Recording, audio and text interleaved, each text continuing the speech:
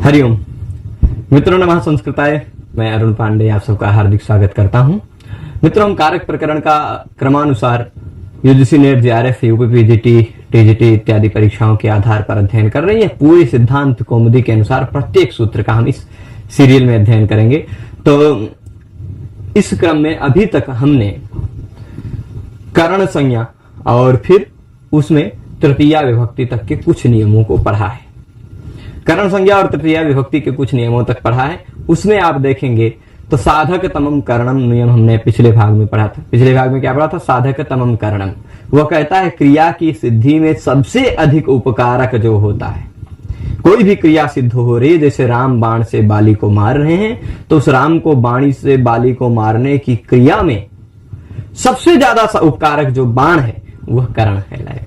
किसी भी क्रिया में जो सबसे अधिक उपकारक है वह कर्ण कहलाता है। यह हमने पिछले भाग में देखा था और कर्तृकर्ण तृतीया सूत्र से तृतीया विभक्ति भी की थी।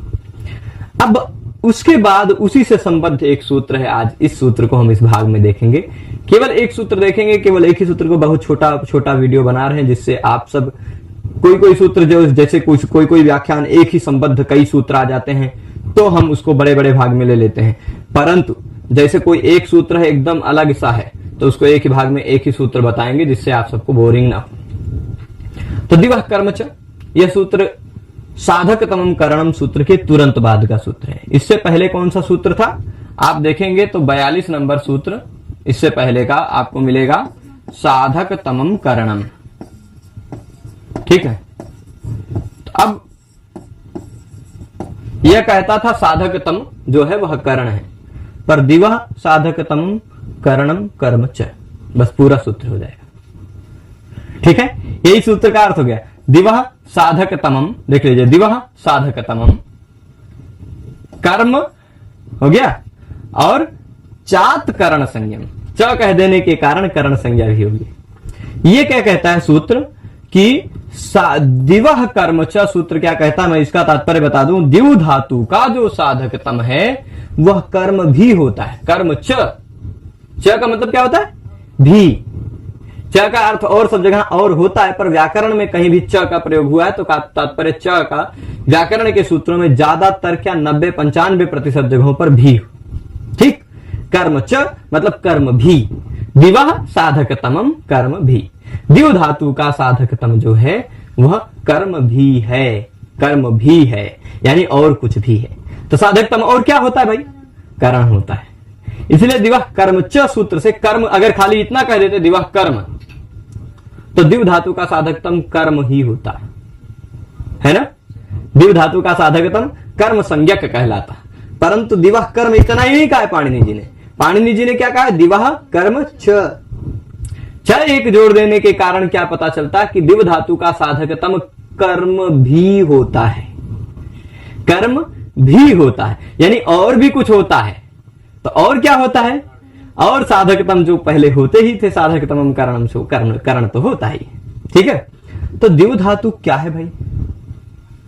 दिव धातु के बहुत सारे अर्थ हैं। ठीक, दिव धातु का अर्थ खेलना होता है। दिव धातु का अर्थ होता है जीतने की इच्छा करना, स्वप्न देखना, कांति, दीप्ति, है ना। ऐसे बहुत सारे अर्थ हैं। व्यवहार है, मोद है, स्वप्न है, कांति है, गति है, बहुत सारे अर्थ हैं। तो दिव धातु के उस दिव धातु का यहां क्या तात्पर्य लेना है? यहां दिव क्या उस दिव धातु का लट लकार का रूप प्रयोग करेंगे तो क्या रहेगा? दिव्यति। क्या प्रयोग रहेगा? दिव्यति। दिव्यति दिवादिगण का पहले धातु है। दिव्यति, दिव्यतः, दिव्यंति। दिव्यति के बहुत सारे अर्थ होते हैं। खेलता है, क्रीड़ा, पहला ही अर्थ दिव क्रीड़ा विजिगीषा, ऐसे जब अर्थ दिखाएं तो पहला अर्थ क्रीड़ा है। पहले ही अर्थ लीजिए, मान लीजिए। तो दिव धातु का अर्थ क्या है? क्रीड़ा, खेलना। तो दिव्यति मतलब खेलता है।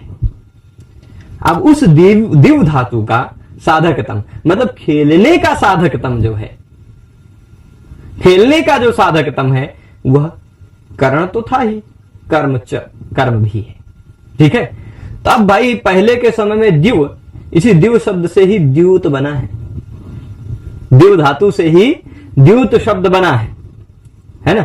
द्यू, द्यूत, देख रहे हैं। तो द्युत मतलब जुआ, जो जुआ क्रीड़ा है वो भी दिव्यति, वैसे दिव्यति क्रिया ही है, क्रीड़ा ही है।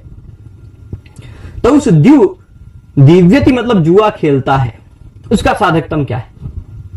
खेलता है ये भी अर्थ होता है दिव्यति, परंतु ज्यादातर उसका दिव्यति का प्रयोग अक्षयर्मा दिव्य कृषिमित कृषस्व, ऐसे बहुत सारे वित्ते रमस्व बहुमन्यमान, अक्ष सूक्त का 13वां मंत्र है ये, ऋग्वेद के 10वें मंडल का 34वां सूक्त, उसमें 13वां मंत्र। तो वहां अक्षय ही मां दिव्या, अक्षयर मां दिव्या, वहां दिव्या मतलब खेलो, पर क्या जुआ मत खेलो। अब उस जुआ खेलने का साधकतम क्या है? क्या आदमी लोग हैं? आप कहेंगे नहीं। तो जुए खेलने का साधकतम क्या रहेगा? पासे, है ना, पासे। तो वह जुआ खेलने का जो साधकतम पासे है वह क्या कहलाएगा?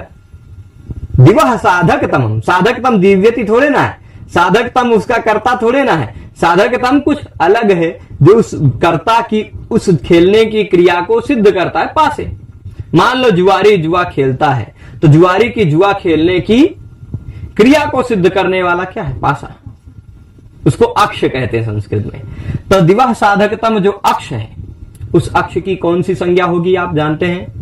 दो संज्ञाएं हो जाएगी, करण संज्ञा भी होगी, कर्म संज्ञा भी होगी। इस सूत्र से कर्म संज्ञा होगी और फिर उसके बाद चात करण संज्ञा, च का प्रयोग हो जाने के कारण इसी सूत्र से ही मान लीजिए करण संज्ञा भी हो जाएगी। ठीक, तो यह सूत्र करण और कर्म दोनों संज्ञाओं करता है, पर सभी साधकतमों की नहीं। प्रत्येक क्रिया का जो साधकतम है वह केवल कर्म है, करण है। प्रत्येक क्रिया का साधकतम वह केवल करण है, परंतु दिव्य क्रिया, दिव्यति वाली क्रिया का जो साधकतम है वह करण है और कर्म भी है। ये इतना निष्कर्ष है। तो दिवह साधकतम कारकम कर्म संज्ञम स्यात् चात करण संज्ञा। अब देख लीजिए, कर्म संज्ञा भी होगी, करण संज्ञा भी होगी। तो चलिए दिव्यति खाली हम क्रिया प्रयोग कर देते हैं, बस पूरा बता देते हैं। दिव्यति है ना, कौन कहा दिव्यति? चलिए मान लीजिए द्युतकार, ठीक है, जुआरी को द्युतकार कह देते हैं, द्युतकार भी कहते हैं, है ना, द्युतकर द्युतकार हुआ, द्युतकर दिव्यति, जुआरी खेलता है। अब जुआरी यहां दिव्यति क्रिया में टिप प्रत्यय कर्तृ अर्थ में था, इसलिए करता है, ये कर्ता स्वतंत्र है। जुआ खेलने में स्वतंत्र कौन है? जुआरी, है ना। पासा थोड़े ना, एक पासा चाहेगा कि मैं नहीं खेलूंगा तो खेल, पासा तो उसके हाथ में रहे, पासा कह दे कि हम नहीं खेलेंगे, ऐसा चलता है क्या? पर आप बोलना चाहें तो बोल सकते हैं, आदमी जुआ थोड़े ना करते, जुए तो पासे खेलते हैं, ऐसा कह सकते हैं। आप बोलना चाहे तो बोल सकते हैं, पासों को भी स्वतंत्र कर्ता बना सकते हैं। परंतु फिर भी द्युतकर दिव्यति, यह द्युतकर जुए खेलने की क्रिया में करता है। इसका साधकतम क्या है? अक्ष। अक्ष मतलब पासे, पासे क्या हो जाएंगे? कर्म भी हो जाएंगे और करण भी। अब बताइए इस टिप प्रत्यय के द्वारा क्या उक्त है? कर्ता, कर्ता उक्त है ना। तो कर्ता उक्त होने के कारण कर्ता में प्रथमा विभक्ति, कर्म और करण उक्त है क्या? कर्म अनुक्त है, इसलिए कर्म में द्वितीया विभक्ति होगी, अक्षान दिव्यति, है ना। कर्म संज्ञा जब होगी तो कर्मणि द्वितीया से द्वितीया विभक्ति लगकर अक्षान दिव्यति। विभक्ति करने के लिए यह सूत्र नहीं है, यह कर्म संज्ञा कर रहा है कि द्विव धातु का यह साधकतम है, इसलिए इसकी कर्म संज्ञा कर दो। कर्म संज्ञा हुई इसलिए द्वितीया विभक्ति हमने लगा दी। अब जब कर्म संज्ञा नहीं होगी, कर्म संज्ञा भी होती है ना, कहा है। तो कर्म संज्ञा जब नहीं होगी तो दूसरी कौन सी संज्ञा थी साधकतम की? करण संज्ञा भी होती है। कर्तृकरण तृतीया से तृतीया भी हो जाएगी, तृतीया विभक्ति बहुवचन, भीष प्रत्यय लगेगा। अतो भीष, ऐस से भीष के स्थान पे ऐस हो जाएगा। जैसे राम का राम ही, वैसे अक्ष का अक्षय ही, ज्ञान ही, फल ही इत्यादि की तरह। अक्षय ही दिव्यति, तो अक्ष देख लीजिए, अक्षय ही अक्षान वा दिव्यति, दोनों लिखा है। अक्षय ही दिव्यति, अक्षान वा दिव्यति, दोनों। तो जब कर्म संज्ञा होगी तो कर्मणि द्वितीया से द्वितीया, जब करण संज्ञा होगी तो कर्तृकरणयों तृतीया से तृतीया विभक्ति होगी। ठीक है, तो इतना ही इस सूत्र में है कि द्विव धातु का जो साधकतम है, बाकी सभी धातुओं की साधकतम कर्ता करण संज्ञा हो सकती है, कर्म संज्ञा केवल करण संज्ञा होती है बाकी सभी धातुओं के साधकतम की। परंतु द्विव धातु का जो साधकतम है उसकी कर्म संज्ञा और करण संज्ञा दोनों संज्ञाएं होती हैं। जब कर्म संज्ञा होगी तो कर्मणि द्वितीया से द्वितीया विभक्ति, जब करण संज्ञा होगी तो कर्तृकरण तृतीया से तृतीया विभक्ति। ठीक है, इसलिए अक्षय ही दिव्यति भी सही है, अक्षान दिव्यति भी सही है। तो आज के इस व्याख्यान में हम इतना ही रखते हैं। आप सभी लोग पूरे व्याख्यान में जुड़े रहे, उसके लिए आप सभी को बहुत बहुत धन्यवाद। हम आप सबसे फिर मिलेंगे अग्रिम व्याख्यान में और इससे आगे के सूत्रों को पढ़ेंगे। सभी को धन्यवाद। नमः संस्कृताय।